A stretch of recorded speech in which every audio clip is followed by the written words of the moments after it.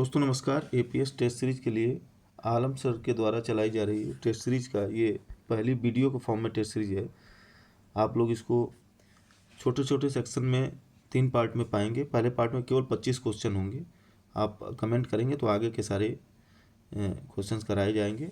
इसमें जितने भी सिलेबस के अनुसार क्वेश्चंस आते हैं सब डिज़ाइन किए गए हैं। पहले 25 क्वेश्चन आप डेमो देखिए, उसके बाद जो है कमेंट सेक्शन में बताएंगे तो अगली वीडियो पूरे पेपर की अगली वीडियो जारी की जाएगी। तो चलिए पहला क्वेश्चन देखते हैं। पहला है यूपीआई का पूर्ण रूप क्या होगा। तो यूपीआई का पूर्ण रूप होता है यूनिवर्सल पेमेंट इंटरफेस। आगे है डब्ल्यूईएफ का पूर्ण रूप क्या होगा। तो डब्ल्यूईएफ का पूर्ण रूप होता है World Economic Forum. Answer B. अगला है डीजीएनएसएस का पूर्ण रूप क्या होगा। तो digital differential global navigation satellite system होता है डीजीएनएसएस का फुल फॉर्म।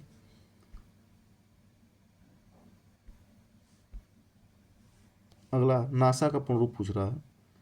तो नासा का पूर्ण रूप होता है national aeronautic and space administration. Moon का पूर्ण रूप क्या होता है।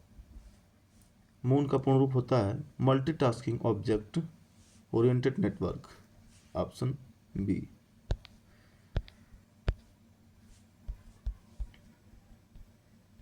हाल ही में लिखी गई आज़ादी का अमृत महोत्सव और हिंदी की प्रगति के लेखक कौन हैं। इस पुस्तक के लेखक हैं डॉक्टर मुनीराम सकलानी। कौन है doctor Muniram Saklani. Answer D. अगला है हाल ही में लिखी गई प्रिज्म पुस्तक किसकी है। प्रिज्म पुस्तक के लेखक हैं डॉक्टर विनोद कामरा। अगला है खुमान रासो पुस्तक किसकी है। तो खुमान रासो दलपत विजय की पुस्तक। कर्पूर मंजरी की रचना किसने की है। कर्पूर मंजरी के रचनाकार राजशेखर है, कवि राजशेखर। मिरातुल अखबार के लेखक कौन थे। तो मिरातुल अखबार के लेखक राजा राम मोहन राय। Answer A. अगला है बौद्ध जैन हिंदू तीनों धर्मों का प्रतिनिधित्व करने वाली गुफा कौन सी है।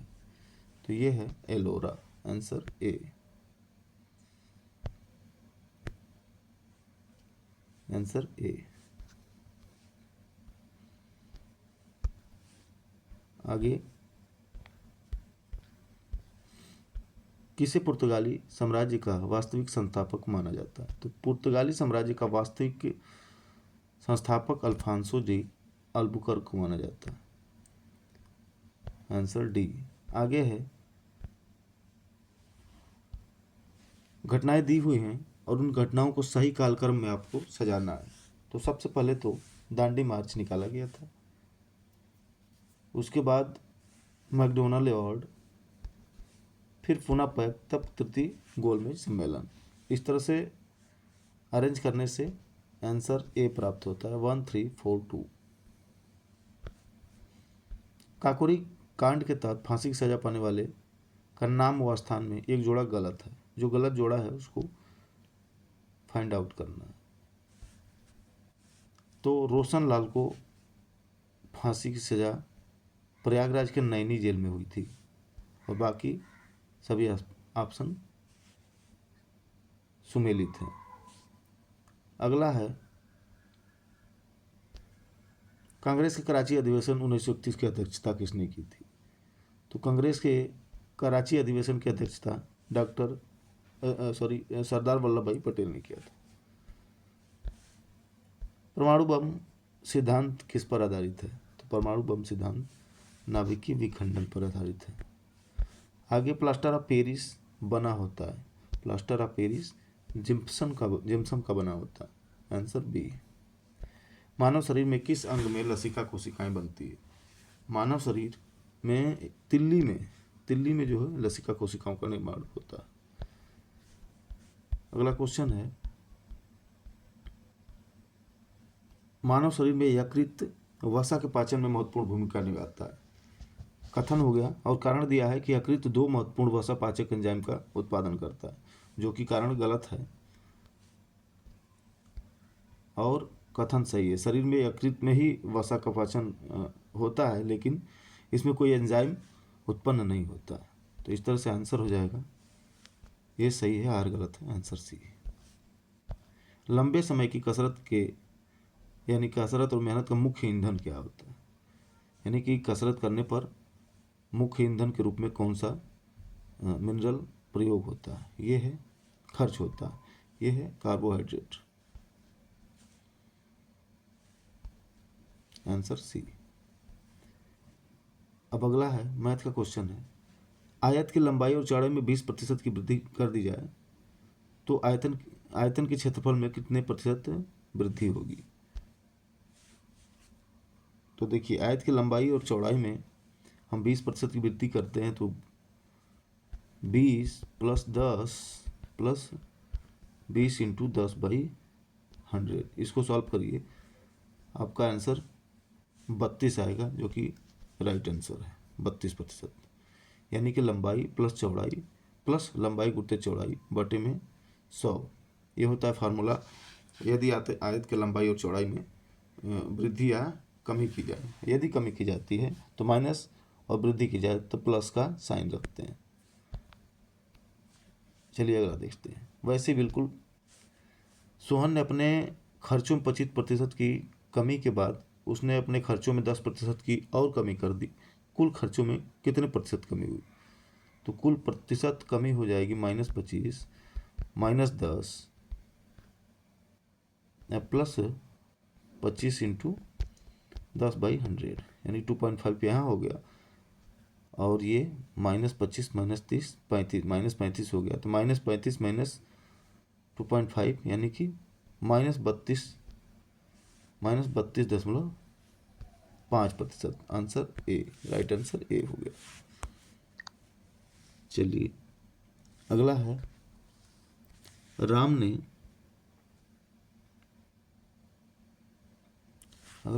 ने एक किताब को 160 रुपये में खरीदा और 180 रुपये में बेच दिया, प्रतिशत लाभ पूछ रहा है। तो कुल लाभ 20 रुपये का हुआ और खरीदा कितने था? 160 रुपये में। तो प्रतिशत लाभ होता है लाभ बटे क्रय मूल्य × 100, तो ये हो जाएगा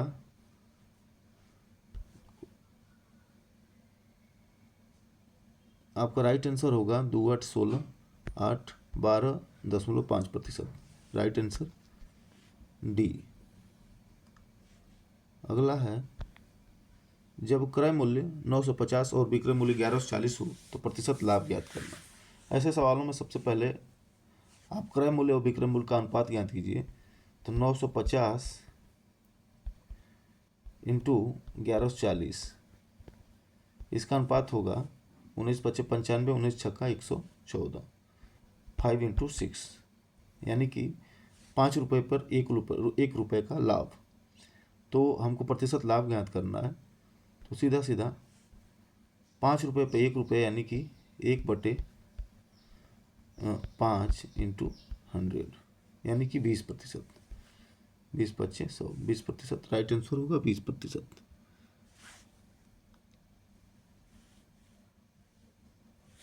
तो